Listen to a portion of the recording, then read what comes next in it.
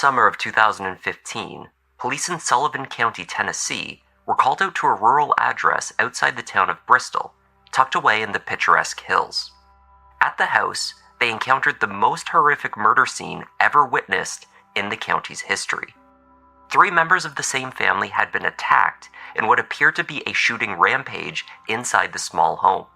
The alleged gunman had fled. What emerged from this scene were 2 directly conflicting stories.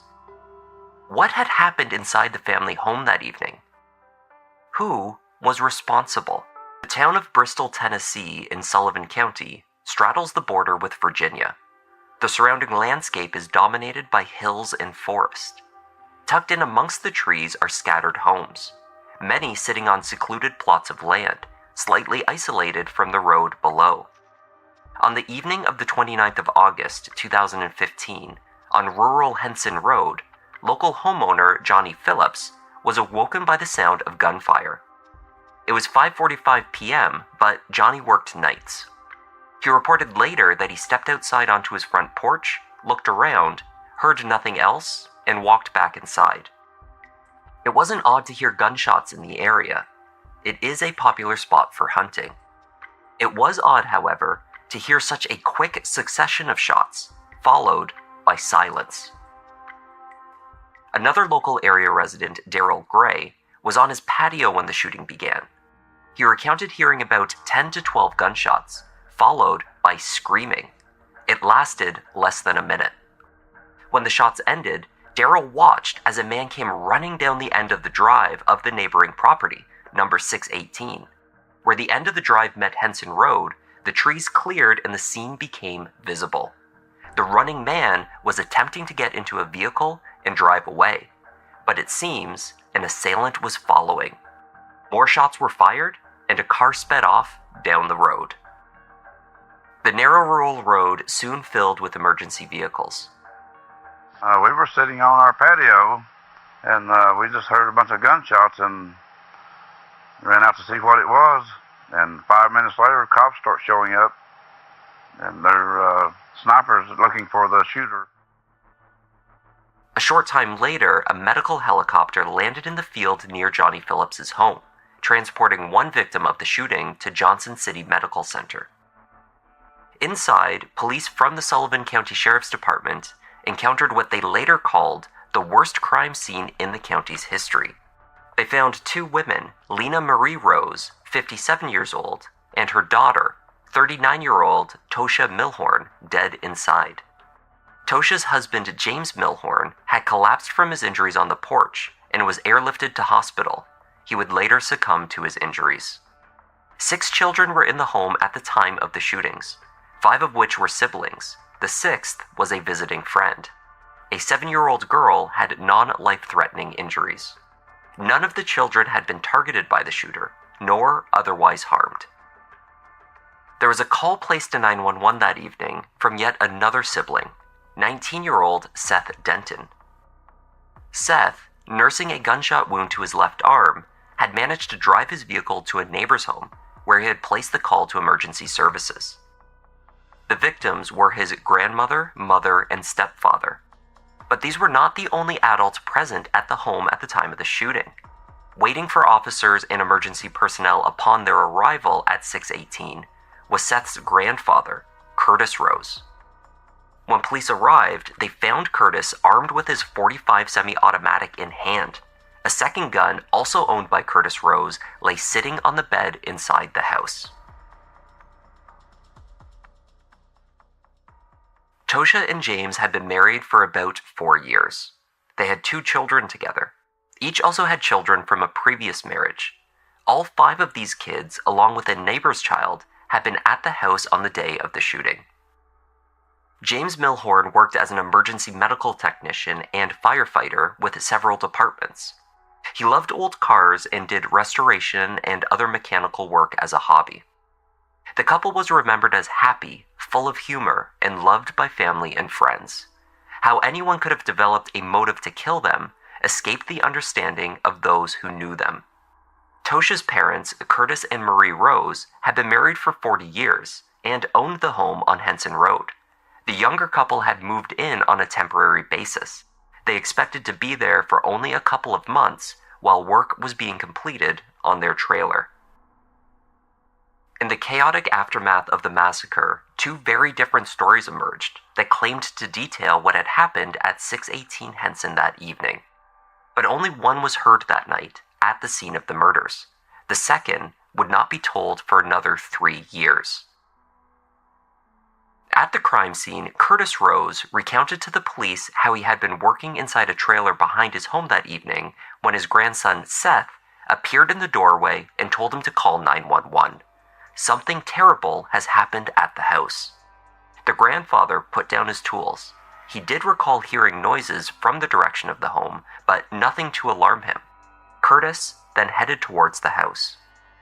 When he entered, he viewed a grisly scene: his daughter, son-in-law, and finally his wife. Ensuring the safety of the children was his first priority. He ushered them into one room and away from the scene and closed the door. Curtis's next move was not for the phone to call 911. Instead, seeing that his wife Marie had been killed, he went for his gun. Seth was, by this time, according to Curtis's account, out of the house and running down the drive. Deducing that his grandson was responsible for the carnage in front of him, Curtis went after him. He did, at that point, also phone emergency services. Jumping into his own van, the older man caught up with his grandson at the end of the driveway. He fired one shot at Seth that hit the window of his vehicle. The bullet then hit Seth in the arm. The teenager escaped in his car after being struck with the bullet. When police arrived, Curtis directed them to Seth, but the teenager had fled. I don't really know what all happened except a white male worked his way up here. Apparently he's a family member, but I'm not sure what relationship he is. A manhunt began to track down the 19-year-old, but was called off when law enforcement realized that Seth, along with other members of his family, was being treated at the medical center. Seth Denton was arrested and charged on 6 counts, 3 counts of premeditated murder, and another 3 charges in connection to others being inside the house at the time of the shooting. These were 2 counts of aggravated assault and 1 of reckless endangerment. In February 2016, he entered a plea of not guilty.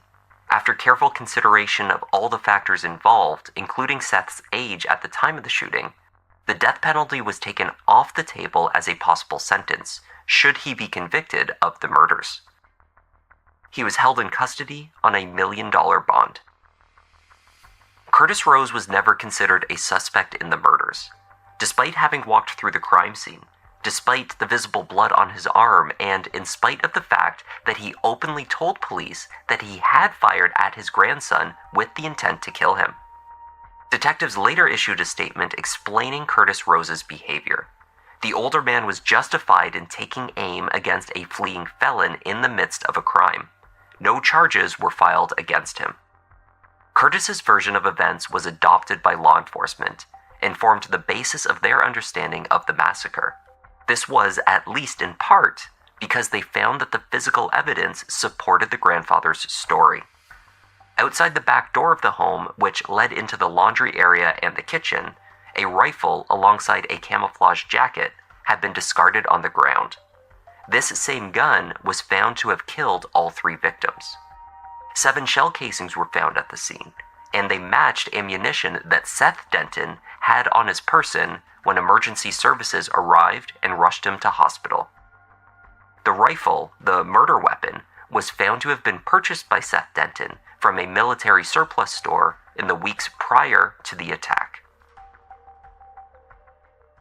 19-year-old Robert Seth Denton, who was known by his middle name, Seth, had been largely raised by his grandparents.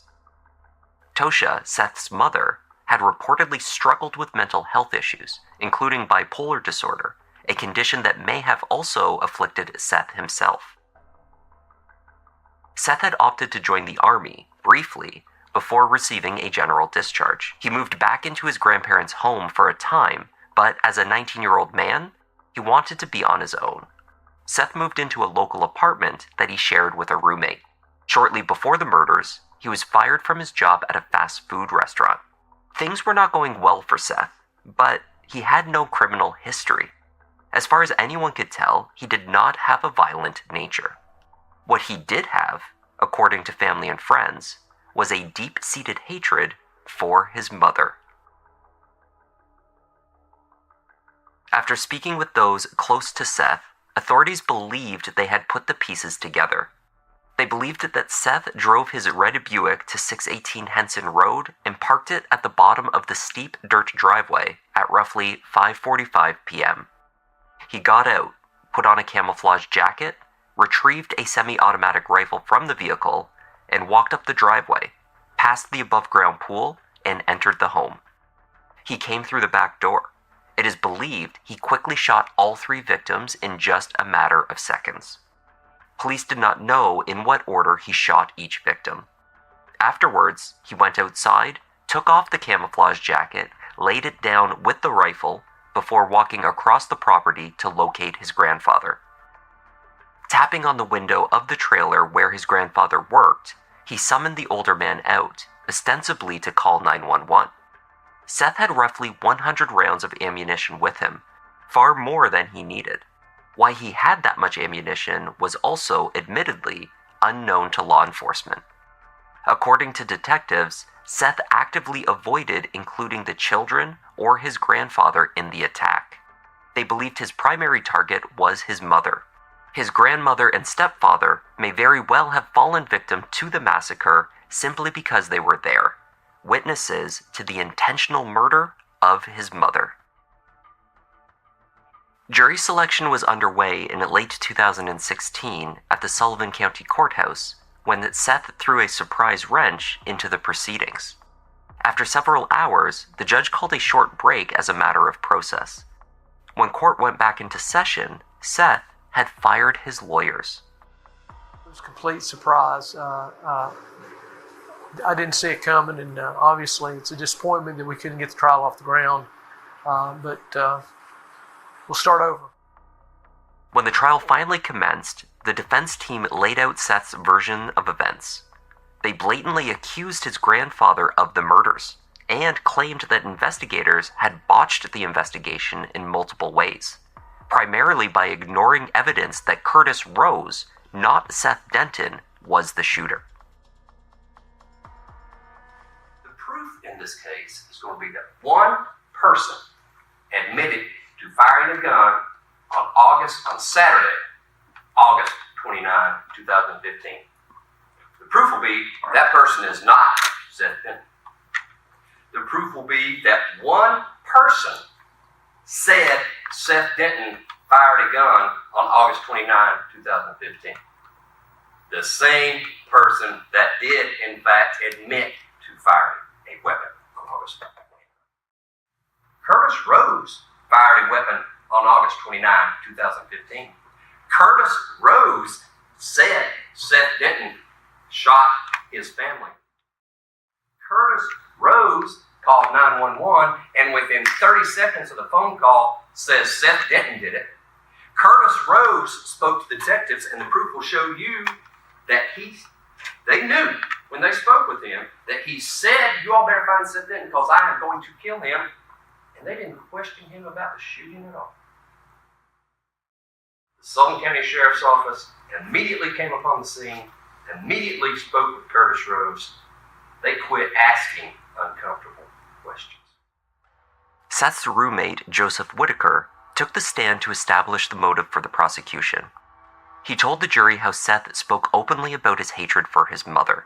Over the years, Seth had made multiple threats stating that he would kill her. Family and friends who knew of these statements, however, viewed the sentiments as nothing more than teenage anger. They never expected he would follow through. He said he wanted to kill her. Did he say how he wanted to do it? He said he wanted to go on a rampage. Yes, I don't know if he ever said that over instant messaging or anything, but I definitely remember him saying it. You never looked back to see if he did you? No. Okay. No further questions. But you know he said it verbally to you one-on-one. Yes. No question about that. No, yeah, he definitely said that. Another friend of Seth's, Thomas Miller, said he went to a military surplus store a few months before the murders with his friend.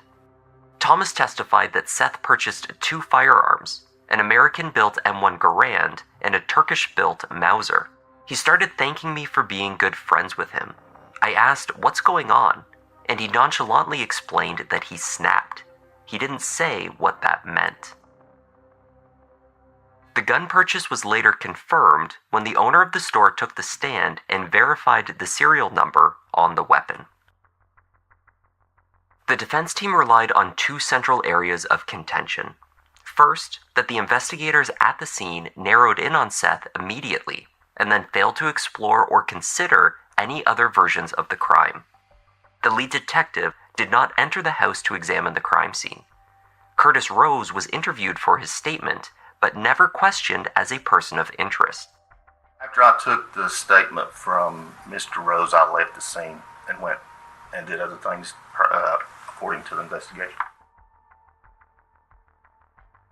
The most damning evidence in the prosecution's case was the testimony of Curtis Rose. Sitting only feet from the grandson that he had helped raise, who was also the alleged killer of his wife and daughter, Curtis explained what had happened on the day of the massacre. He got my attention. I don't really tapped on the side of the trailer or what. But he got my attention. What did he say? He said to call 911. And where did he go? He went down our driveway toward the road, and he was kind of walking. He wasn't running, but he was walking fast. I put the saw down and everything. I went in the house. Okay. And then what happened? My daughter, she was slumped over she was on the table, slumped over the table. What did you do next? I go through the house looking for Marie, my wife. Did you see her? No, I didn't see her nowhere. And I finally went back from my bedroom back into the living room. And I seen James. He was laying on the front porch. I don't know, he hollered at me or what it was, but he got my attention. I went in to the kitchen and I found her between the table and the refrigerator. What was her condition? She was dead. What about your daughter, Tasha? You found her dead when you saw her? She was dead. After I seen my wife, I went to the bedroom to get a gun. I got in the van and I went down to the bottom of the driveway. Why? I was going to kill him. Why? Because he shot my wife. Seth Denton took to the stand to finally tell his version of events. He testified that on that Saturday evening, he called his Aunt Amanda to verify where his mother was living at the time.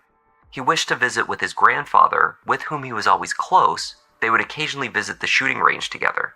Seth packed 2 rifles and plenty of ammunition in his vehicle for this reason. His aunt apparently told him that his mother was not living at 618 Henson. There was no chance of an encounter that would inevitably lead to an argument. So, Seth drove out to the property. They told me that she had a house or a trailer somewhere else. I don't remember specifically, but she told me that she wasn't there.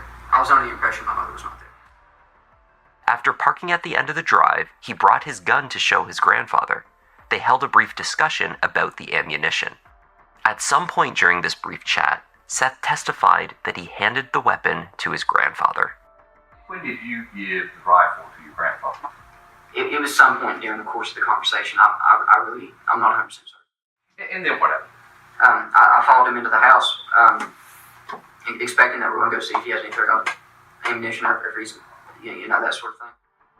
Seth outlined what he saw when he went into the house, apparently behind his grandfather, who was firing the weapon. The defense provided no logical explanation for what would have motivated Curtis, not Seth, to commit the murders. Seth testified that his grandfather just snapped. So he ran from the house, believing that his life was also at risk. On this point, no one disagreed. I stepped in the house, and then I heard the gunshot go off, and where I was standing, you have to take a step or a couple steps before you can see into the kitchen from the laundry room, because there's a little bit of a wall here, and he was standing here, and I was behind him. I could see my mother sitting at the table, and it was sort of at an angle from the wall here, so I saw my mother sitting at the table. I heard the shot fired, and I turned around and ran. Because I thought he was going to kill me. That's what was going through my mind at the time. Okay. Why'd you think that? Well, because I just saw him shoot my mother. So that's just what I assumed. You just hand him the gun. Yes. Okay. And then walks through the back door, and you're walking behind him, and you don't even make it out of the laundry room. No.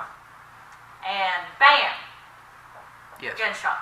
I heard the bolt close first. I turned around and I ran back to the bottom of the driveway. The trial lasted 8 days and saw the introduction of nearly 200 pieces of evidence. The testimony of Curtis Rose and his grandson directly contradicted one another. One of them was lying. The gun used was purchased and brought to the property by Seth. The ammunition is still on him after fleeing the scene. His shoes were covered in blood, but so were his grandfather's. The jury needed to decide, without any doubt, whether the man that snapped that day was Seth Denton. Jury deliberations ran over 2 full days. Jurors reported being so exhausted after viewing evidence for 5 hours on the first day that they requested an overnight break. When they reached out to the judge again on the following day, however, they had reached a unanimous verdict on all 6 counts. Robert Seth Denton, guilty of first-degree murder. Emotionally, it was draining to all of us. A lot of them made statements that they'd have to take the next day off just because of the mental stress that it's been, because it was very detrimental to somebody's life after other lives were taken. Family members gave statements and answered questions during the sentencing phase. Amanda, Tosha's sister and aunt to Seth, spoke on behalf of the remaining family members, while James's sister spoke for the Milhorns. The disregard that was given on that day is unforgivable. However, we choose to forgive. The jury recommended that Robert Seth Denton be sentenced to life in prison without the possibility of parole, a minimum of 51 years. Do you still believe your client's innocent? I believe that we had a very thorough jury that went through 4 days of testimony and deliberated for 3 days and examined 176 items of evidence and did what they were supposed to do and render a verdict. He's disappointed. He believes that the defense that he put on demonstrated a different outcome. Seth is serving out his sentence at the Turney Center Industrial Complex in Only, Tennessee. The Milhorn and Denton children remain in the care of family members, including Amanda and Curtis Rose.